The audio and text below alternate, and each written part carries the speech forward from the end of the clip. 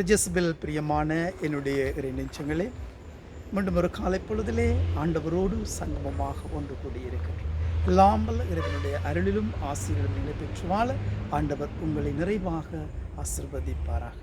இன்றைய இந்த நாளிலே நாங்கள் திருப்பாடல் ஆசிரியருடைய இறை வேண்டலோடு இன்றைய இந்த நாளுக்குள் காலடி பதிப்போம்.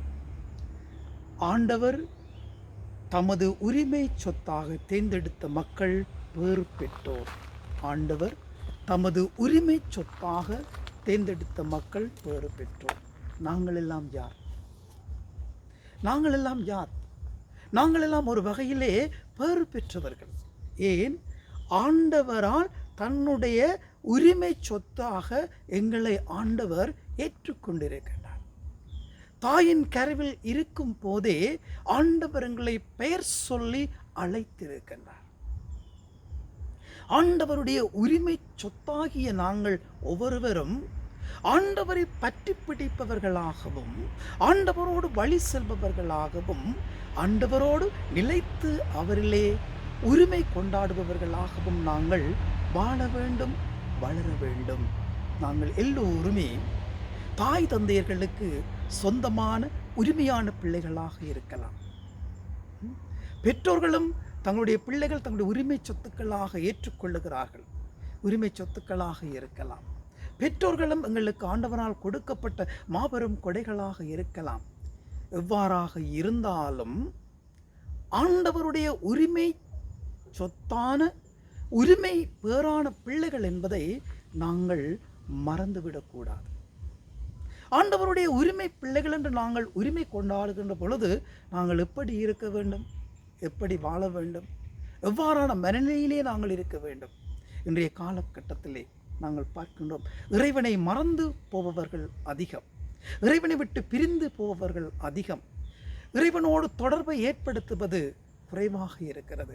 இறைவனுக்கும் எனக்கும் சபத்தின் மூலமாக என்னுடைய வாழ்க்கையை உறுதிப்படுத்தவும், அவரோடு பிணைந்து வாழவும், அவரோடு இணைந்து வாழவும், அவரோடு உறவு கொண்டு வாழவும் கஷ்டமான ஒரு சூழ்நிலையாக இருக்கின்றது.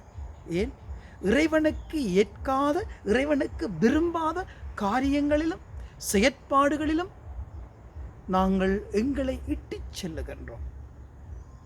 உலகளாவிய ரீதியிலே உலகளாவிய சொத்துக்களுக்கும், உலகளாவிய செயற்பாடுகளுக்கும், உலகளாவிய எண்ணங்களுக்கும் சிந்தனைகளுக்கும் எங்களை ஈடு கொடுத்து அங்குதான் நாங்கள் உரிமை கொண்டாடுகின்றோம். சொத்துக்கள் மீது உரிமை கொண்டாடுகின்றோம், பொருட்கள் மீது உரிமை கொண்டாடுகின்றோம், பணத்தின் மீது உரிமை கொண்டாடுகின்றோம், பட்டத்தின் மீது உரிமை கொண்டாடுகின்றோம், எங்களுடைய பதவிகள், எங்களுடைய தலைமைத்துவத்தின் மூலமாக நாங்கள் உரிமை கொண்டாடுகின்றோம். ஆனால் இறைவன் மீது நாங்கள் உரிமை கொண்டாடுபவர்களாக இருக்க வேண்டும். ஏனென்றால் அவரே எங்களை இந்த உலகத்தில் படைத்து, எங்களை பாதுகாத்து, எங்களை பராமரித்து, எங்களுக்கு வேண்டியவைகளை தந்து எங்களை வழிநடத்தி செல்லுகின்றார். ஆகவேதான் நானும் நீங்களும் இறைவனுடைய உரிமை சொத்தான பிள்ளைகள், பேறு பெற்றவர்கள் என்ற அந்த மனநிலைகளோடு எங்களுடைய வாழ்க்கை பயணத்தை இறைவனோடு ஒன்றுபட்ட ரீதியிலே இணைந்த நிலையிலே நாங்கள் எங்களுடைய வாழ்க்கை பயணத்தை இறைவனோடு சேர்ந்து நாங்கள் பயணமாக வேண்டும்.